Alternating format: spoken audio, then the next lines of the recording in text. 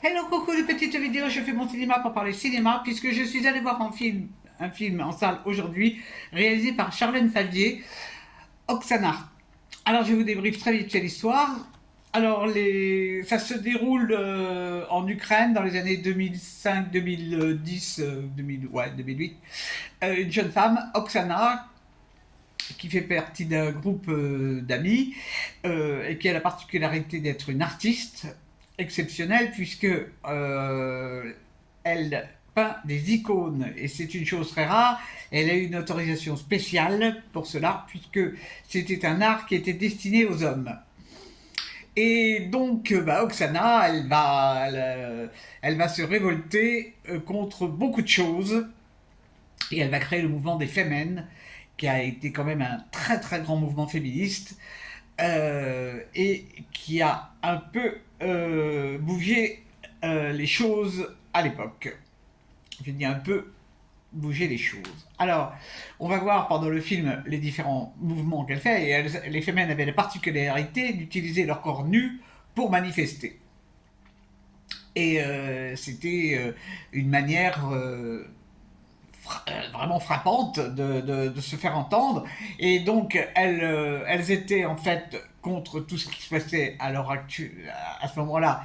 C'est-à-dire qu'il y avait un patriarcat terrifiant. Il y avait aussi, ça je l'ai découvert dans le film, le fait que l'Ukraine était un coin où il y avait du tourisme sexuel. Donc elles étaient contre ça, enfin elles étaient contre le régime aussi qui était terriblement autoritaire. Donc contre Poutine à l'époque et contre tous les dirigeants de ces pays-là.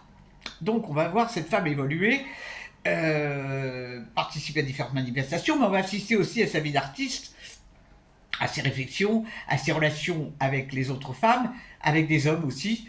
Et puis, ça nous fait l'occasion de découvrir un peu ce qui se passait à l'époque dans ce pays. Et je ne vous raconte pas la fin. La fin, c'est un biopic ce film. Hein.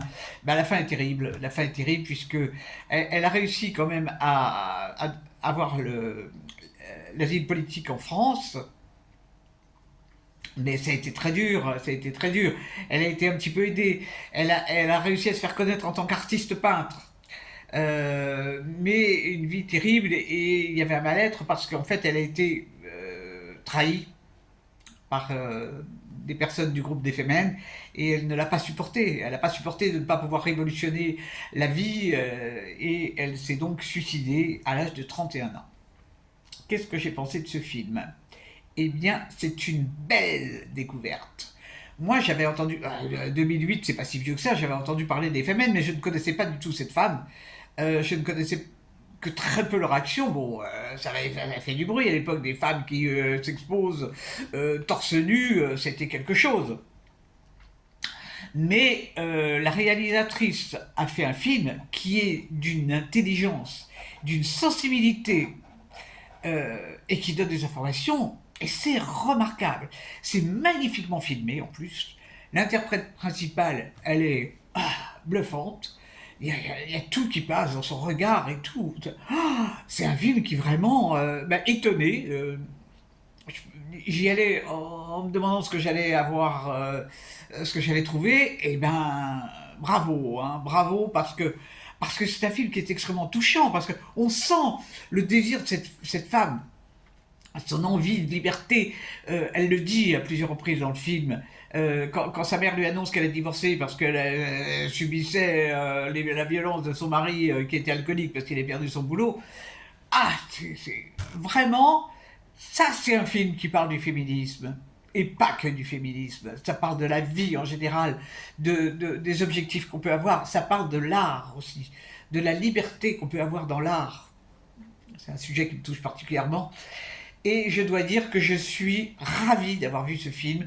C'est intéressant, c'est émouvant et c'est beau. Il y a vraiment des images magnifiques, c'est très très très bien filmé. Et je ne sais pas s'il est très bien distribué. En tous les cas, il joue sur Paris, dans pas mal de salles.